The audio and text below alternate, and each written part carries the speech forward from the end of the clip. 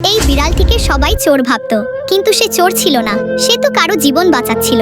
প্রতিদিন সে বাজারে আসতো, কখনো এই দোকান থেকে রুটি চুরি করত, তো কখনো বা আবার ওই দোকান থেকে কলা চুরি করত। একদিন তো সবাই মিলে তাকে লাঠি নিয়ে তাড়া করলো, কিন্তু এই বিড়াল কখনোই ভয় পায়নি। সে চুপচাপ খাবারগুলো নিয়ে জঙ্গলে ঝোপের পেছনে চলে যেত। একদিন এক ছেলে তার পেছনে চলতে চলতে সেই ঝোপের কাছে পৌঁছে যায়। সেখানে সে দেখে এক অন্ধ বৃদ্ধা দাদিমা বসে আছে, তার সামনে সেই চুরি করা রুটি আর কলা রাখা। ছেলেটি এই দৃশ্য তার মোবাইলে রেকর্ড করে। বাড়ি ফিরে যখন সে তার বাবাকে ভিডিওটা দেখায়, তার বাবার চোখে পানি চলে আসে। পরদিন যখন বিড়ালটা আবার কলা চুরি করতে আসে, দোকানদার তাকে দেখে কিছু না বলে বরং 2টা কলা বাড়িয়ে দেন।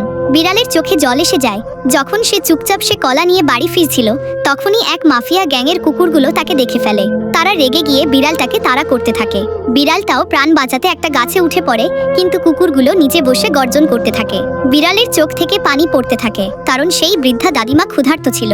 তখনই সেই ছেলেটি আবার সেখানে এসে পড়ে এবং বিন্দুমাত্র ভয় না পেয়ে কুকুরগুলোকে লাঠি দিয়ে তাড়া করতে থাকে। ভয় পেয়ে সবগুলো কুকুরই দৌড়ে পালায়। এবার বিড়ালটিও ধীরে ধীরে গাছ থেকে নামে ও কৃতজ্ঞতায় ছেলেটির 2 হাত ধরে কেঁদে ফেলে। কিন্তু কেউই এই ভালো বিড়াল ও ছেলেটির জন্য লাইক সাবস্ক্রাইব করেনি।